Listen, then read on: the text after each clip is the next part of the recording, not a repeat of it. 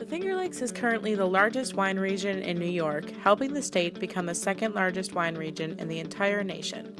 The Finger Lakes wine industry's success is largely due to the region's microclimate, where the lake's depths contribute to slightly warmer winters and cooler summers.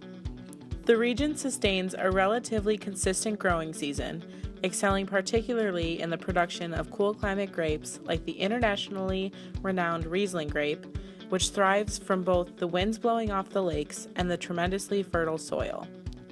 While for nearly 40 years the shores of Seneca Lake, and nearly 160 years the Finger Lakes region as a whole, have been ideal for viticulture, recent changes in the global climate have begun to take a toll on the wine industry. While the summer months are not necessarily getting warmer, the region has been getting warmer faster, slowly expanding the grape growing season. In recent years, temperatures have been steadily increasing as early as March and April, causing bud break much earlier than expected for a cool climate region, and detrimentally risking the chance of a later frost after the grapes begin growing, which can stunt or even kill the fruit. With global warming, we've noticed here in the Finger Lakes that it is getting much warmer in the spring, and because of that, we are seeing early bud break. One of the unique things about the Finger Lakes has always been that the Seneca Lake keeps nighttime temperatures much cooler in the spring, so we don't get bud break until usually May 15th, which is well after the last frost.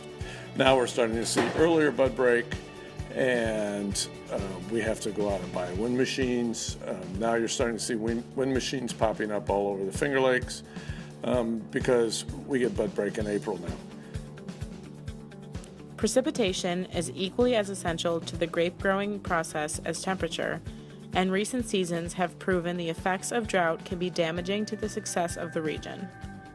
The other thing that we've noticed over the last 4 or 5 years is increased drought situations caused by this global warming, where in the past, we've never had to irrigate, and now wineries and new vineyards are all putting in irrigation because of this drought situation. It's happening because of global warming.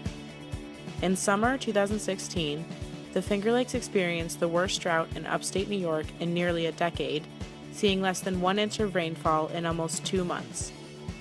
While many wineries like Fox Run have for decades relied on consistent rainfall alone to irrigate the vineyard, this drought has forced winemakers and vineyard managers to install irrigation machines to ensure the survival of the vineyard, not to mention the adverse effect of drought on the concentration and yield of harvested grapes.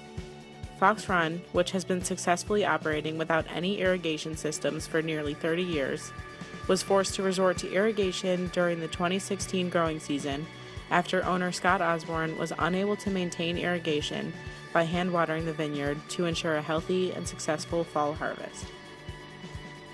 Not only does the use of irrigation negatively impact the environment and cost the winery both financially and laboriously, but it disrupts the natural ecosystem surrounding the vineyard as well, possibly resulting in long-term environmental change in the region. The implications of the negative impact of climate change on the Finger Lakes cannot be overstated.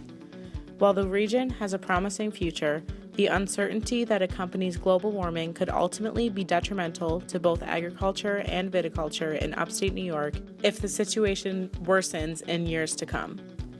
Not only will this result in the destruction of a centuries-old tradition of local winemaking, but it will also negatively impact the economy of the region immensely, as the wine industry supports both the state and local economies, acting as an essential venue for tourism. Tourism is an important facet of the local economy, impacting several different industries, from wineries to hotels and restaurants, retailing and transportation.